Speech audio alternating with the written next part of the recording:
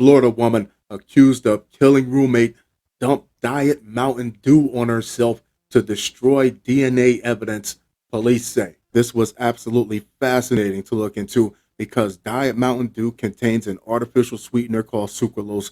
During the processing of sucralose, a byproduct or an impurity, if that's what you want to call it, is also created called sucralose 6 acetate. Sucralose 6 acetate does a plethora of harmful things to the human body, but the number one is the breaking down of DNA. So yes, Diet Mountain Dew is not just for meth addicts with cotton mouth. A woman in Florida, oh, the Sunshine State, a recurring guest on this podcast, has been accused of killing her 79-year-old roommate and then allegedly dumping Mountain Dew on herself in an attempt to remove any DNA evidence, according to authorities. This has me curious for two reasons. One is, how does she even know to do this in the first place? And two, if this is that fast acting against DNA, this should be nowhere near human beings. This should not be on the shelves. Nope, which would lead me to believe that it's not an instant death of the DNA. It's more of a slow unraveling through continued consumption. On July 1st, an officer in Daytona Beach was flagged down about a house on fire, WFOR TV reported. Once inside the home, the officer reportedly found the body of Michael Cerasoli, who had multiple stab wounds to his torso and blunt force trauma to the back of his head, according to authorities. Sheesh. In the victim's bedroom, detectives located a knife covered in blood near his body.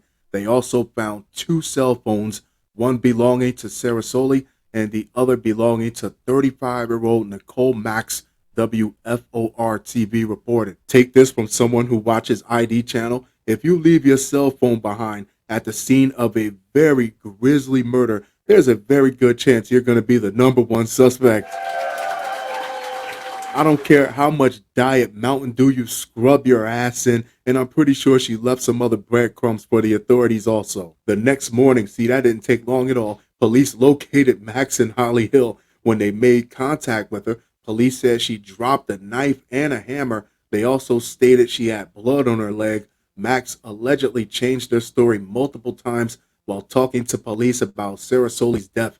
Detectives said she claimed she was homeless, but eventually admitted that she lives with Cerasoli, according to police. Then she told officers that Cerasoli's bedroom is upstairs and she never goes upstairs except to feed her spiders, detectives said, according to WFOR TV. This is only speculation on my part, but this whole story reeks of methamphetamine. Meth and Diet Mountain Dew, and the fact that they found her still clutching a hammer the next day means she was probably still tweaking. Detectives asked her about the knife and hammer, and she became agitated and refused to continue cooperating without a lawyer. Police said at this point they don't need her cooperation. They were probably trying to give her a chance to come clean. Officers told Maks they were going to take her DNA, so she requested a drink and was given a Diet Mountain Dew. Maks then allegedly poured the pop all over her body and hair in an attempt to interfere with the possible evidence on her body, court records state. Wait a minute. Damn it, it's not pop, it's soda.